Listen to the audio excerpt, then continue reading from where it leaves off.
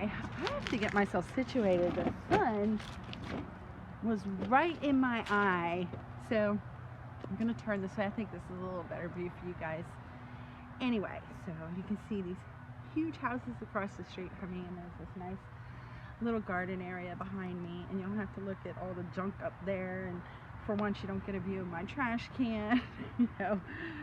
So, and you can see it's kind of warmed up a little bit. It was chilly here last week, and I know there was this polar vortex that hit, I think it went all the way down into Florida, so it was freezing cold. Like, I don't own a coat. I live in Georgia, and it usually doesn't get cold enough for me anyway, to wear a coat. So I don't even own one. I just put lots of layers on and wear jackets and so on and so forth to stay warm. But I don't like cold. I moved to Georgia to get away from that. But anyway, it's beautiful today.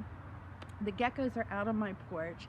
If you check out my Facebook, well, my personal Facebook page or my Instagram, you can see pictures of the little geckos. So it's warm enough for them that they're coming out and they're happy today.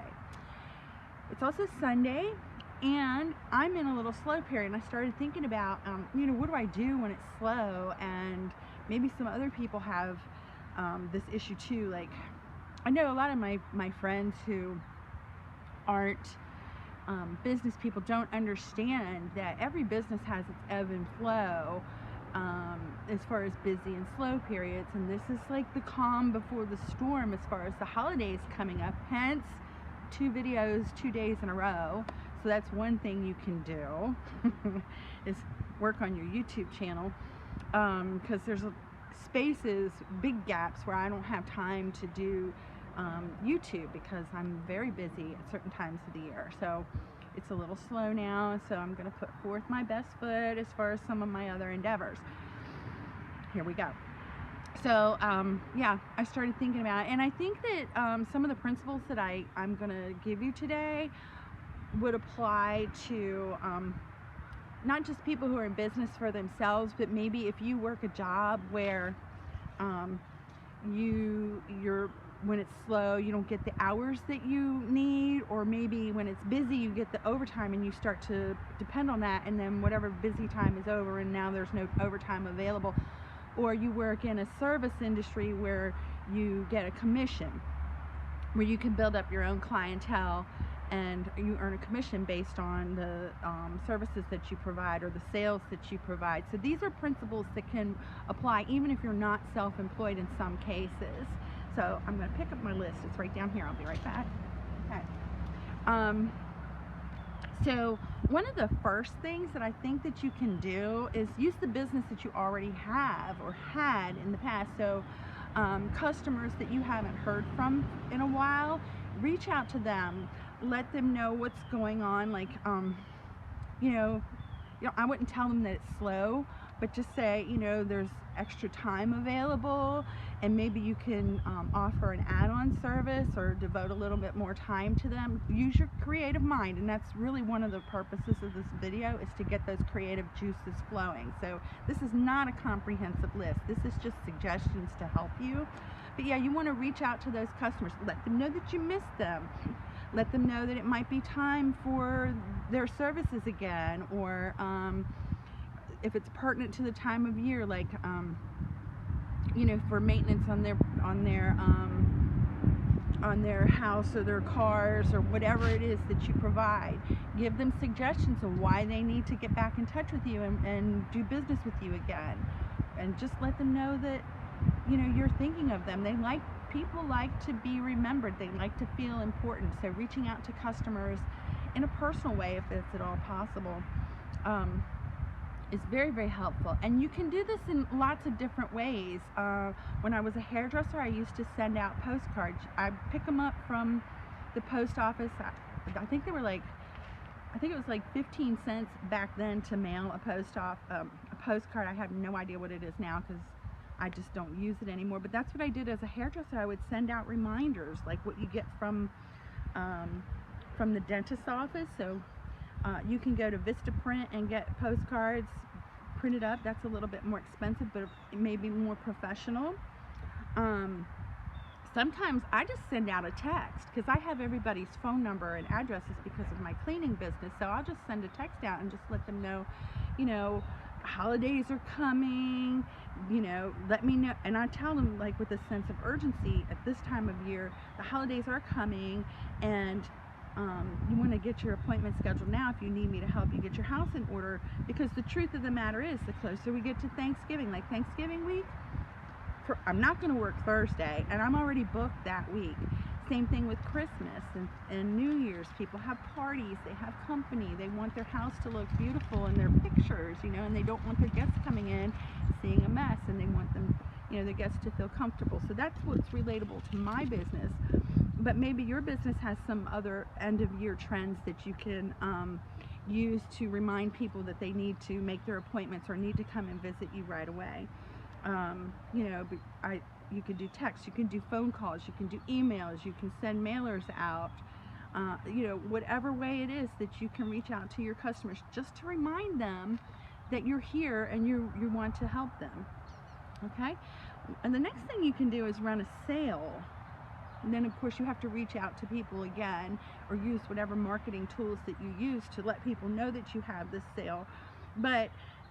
And I know, you know, some places that I've worked, people complain because they're losing money on their commission. But you got to think, you know, would you rather sit here and do nothing or sell nothing? Or would you rather have a sale or a service that you can provide and make something? Because something is always better than nothing. So sales are very important, and if you use them strategically, they can really help your business. And it's a good way to attract new business.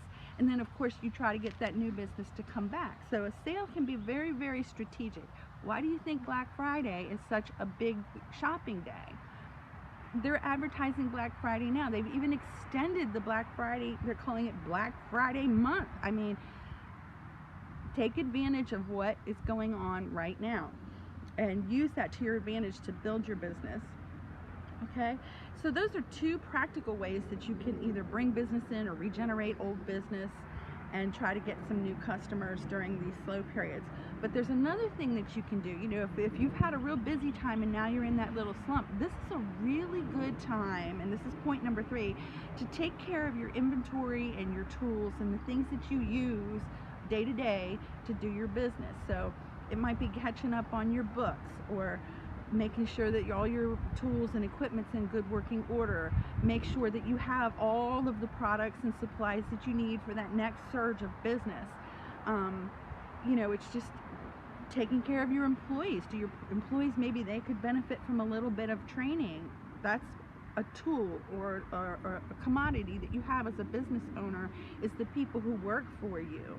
Maybe your employees need some kind of a morale booster, you know, maybe it's a good day to get them some pizza or some, you know, some kind of showing appreciation, hand out awards, those kind of things. Don't forget the people that work for you. They're very important. If you don't have those people and you don't keep them satisfied, that can make or break your business. And that is a very, very important point right there. The people who work for you are your biggest asset to the company. Another thing that you can do if you're a small business or you're in a community is reach out to the local other businesses, churches, schools, charitable organizations. Go out, introduce yourself, hand out your cards, send out some flyers or coupons, offer discounted or free services to management or employees at a certain business near you. Ask if you can leave brochures or information for their customers.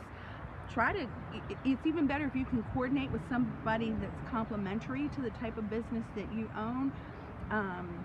Maybe you have well, I have a cleaning company, so I might coordinate with, say like a wedding planner, you know, and maybe we can exchange services here, you know, because I find out what's going on in people's lives all the time. So, or an event planner, you know, I can pass that information along. Or real estate. I work a lot with people who either flip houses or sell houses, so that's a really good partnership for me to have right there. That's with my cleaning business. People want their deposits back. People want their houses to show well. People buy houses that are a disaster, and I go in and I clean it up.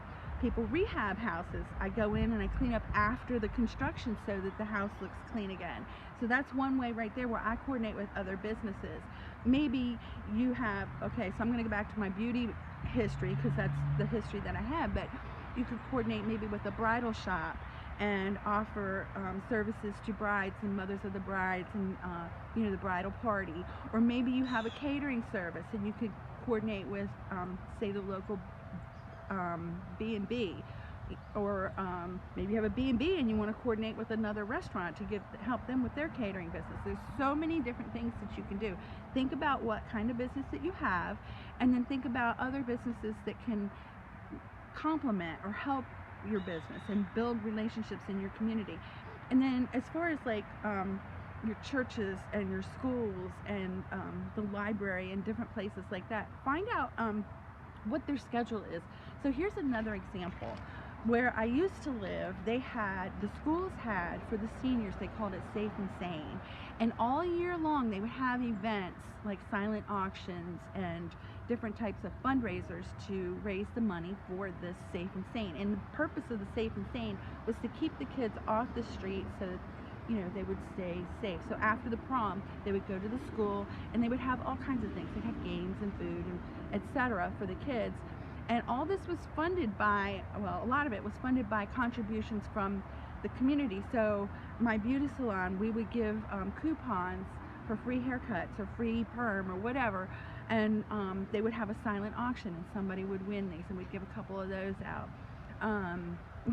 That's just one thing. So find out what's going on in your community and how you can contribute as a good community conscious business, but also attract people into your business. And the same thing, other churches have fundraisers, and sometimes things go on at the library, but you want to go out into your community and find out what's going on, so that you can be a part of that.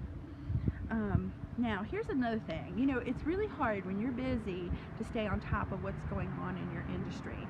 So for tip number 5, brush up on your skills. And it might also be not just actual skills that relate to what you're doing or your specific trade, but maybe some business skills, how to deal with customers, how to deal with angry customers, how to market your business, how to manage your books more effectively, how to encourage your employees, how to manage difficult employees. This is such a broad spectrum. So, and there's so many ways you can do it. You can take a course at your community college. Maybe there's something with your local chamber of commerce or your some of the local business supporting. I can't think of the name right now, but things in your community to help small businesses. Maybe there's something, a course that you can take online, or a convention coming, or maybe. How about YouTube videos or a book that you can read? There's lots of different ways that you can grow your own business knowledge or your own trade knowledge. And this is a really good time to do it because you don't have the interruptions or the stress or the constant going of being in your busy period. So take time to brush up and improve upon yourself. Number 6, this is a little, I call it getting a side hustle. So in my case, a lot of you know I have an eBay store, and I'll put the link for that down below. But that's part-time. Miss Jenny's Cleaning is full-time, but I use one against, to help balance out the other. And believe me, it's nice to have a couple extra dollars from the eBay business when I might be a little short on the Miss Jenny's Cleaning business. But it's not just, in my case, it's 2 separate things, but you can always enhance. So another thing that I could feasibly do is maybe add on carpet cleaning, or I've heard about people who live in areas where they get a lot of snow, because snow can be something that will affect your business. So they offer plowing, or they offer snow shoveling, or maybe they offer running errands for their shut-in clients. There's so many things you can do. So like I said in the beginning of this video, I'm trying to help you get those creative juices flowing. So think about the business that you have already, and how can you add on services or add a little side trade that's relevant to what's going on right now. Or maybe you're small like me and you don't have a lot of businesses or a lot of other types of resources for something that may cost you a little bit more. Or we don't get snow here, but I run across a lot of people who are getting rid of clothes either through organization or moving, or they left them in the house, or whatever the case may be. So that's where I get a lot of my inventory from my eBay store. It's not the only place, but it's actually what started my interest in that eBay store. So that's just an example, but maybe you like to bake cakes, or you know, maybe you like to do woodworking or something like that, and you can take a hobby and turn it into a little side hustle moneymaker. So now another thing is, you know, it's so easy to get caught up, and you talk to people who are in business, and I'm just as guilty of this. It's like from the moment I wake up to the moment I go to bed, I'm thinking about how can I make some money? How can I improve the business? How can I improve that? What can I learn about this? It's always the business, and money, and money, and money, and money. And in truth, that's not 100% healthy. So sometimes this is actually more important than trying to find a way to make more money. And that is using these slow times, number 7, to catch up with family and friends. This is a good time where you may have been owing somebody a phone call. Give them a call back and just ask them how they're doing, or spend some time talking to an old friend, or your mom, or your kids, or somebody that you haven't really given attention to that you need to. Maybe it's a good time to do lunch, you know. Maybe it's a good time to go visit your grandkids, or take the grandkids, or give the grandkids, you know, whatever the case may be, or the nieces and the nephews, or the fur babies, you know. All these different people in our lives that we love and we cherish, sometimes they get neglected when we're so focused on growing a business. And we need to remember that life-work balance, and that one too, you know, is a big one. As this can fall under life-work balance as well, number 8, or it could fall under the business side, but it's kind of general. And basically what I said is catch up on tasks that you haven't had time for. So maybe it's time to clean out the garage, or maybe it's time to organize the warehouse, you know, where you keep your stuff. Anything that you have been wanting to do and just haven't had time to do, now's the time to catch up. Get you know, get your furniture cleaned, get your carpets cleaned, clean out your closets, repair something that needs to be fixed, plant something or tear down something. You know, all these things that we have on that honey-do list that never seem to get done. This is a good time to take advantage of that. I learned this years ago. This was actually part of my pathway to becoming self-employed. I used to work for, I'm going to say it because I still have a little bit of resentment, but I used to work for United Healthcare, and I worked for them for 13 years, and they came in and they laid off my entire team. And of course I was devastated when it first happened, because the first thing I'm thinking is, how am I going to pay my bills? And I thought I was going to retire from here, and you can see I'm not that young, and this was 6 years ago, so I wasn't that young then either. But anyway, partway through the time period where I was looking for my job, I got so much stuff done that even with a regular 9-to-5 job, I didn't have time for. My house was clean. I caught up on things that I had always wanted to do but didn't want to do. And that's how I learned this lesson, and it was actually very valuable. I took some time to take walks and think some things through, not just about my current situation, but other things that were on my mind. And I found it really kind of liberating to be able to have the time to do some things that I couldn't do in my day-to-day rush to get things done. So that I found was actually a very important part of my work-life balance. And so it hasn't really changed. I still get behind on stuff, but when the time comes, I try to take the time to catch up and make YouTube videos. Another thing, number 9, is take a vacation. Now, this part takes some planning, and I'm going to explain some things in number 10, because I think number 10 is actually probably the most important out of all of these. But if you know that at certain times of the year things are going to be slow, that's a really good time to plan your vacation. It doesn't make sense for me to plan a vacation in March, April, May, June, July, when these are the times when everybody's moving. So not only am I doing my regular maintenance cleaning, but I'm also getting all of these other big jobs, on top of all that. It's my busiest time of the year. It would be dumb for me to take a week off at that time. But right now, if I had thought about it, which I didn't, well, I did, but I didn't. I don't have the resources right now to do it. This would be a great time for me to take a vacation. I could go visit my grandchildren or my other children that live up north still. I could go to the beach because I'm not that far from Savannah, or I'm not that far from Florida, really. It would be a great time to take a vacation, or even just to take a week to do nothing but be me. But that takes planning. So of course you need to know the flow of your business, you need to have the money put aside for it, etc. So, but that's strategic. And that also falls under your work-life balance, right? All work and no play makes Jack a dull boy. We don't want to be chopping holes in people's doors. Okay, number 10, and I do think this is probably the most important tip out of all 10 of these tips, and that is figure out why it's slow. So it might just be the regular ebb and flow of the seasons of your type of business. Obviously, if you live in the northern states and you have a pool cleaning company, from the end of September to the beginning of May, you're probably going to be pretty slow. So what are you going to do during those time periods? And you have to plan accordingly. Same thing for me. I have ebb and flow. So like I said, I'm busy in the spring and summer, but once school starts, it kind of tapers off a little bit.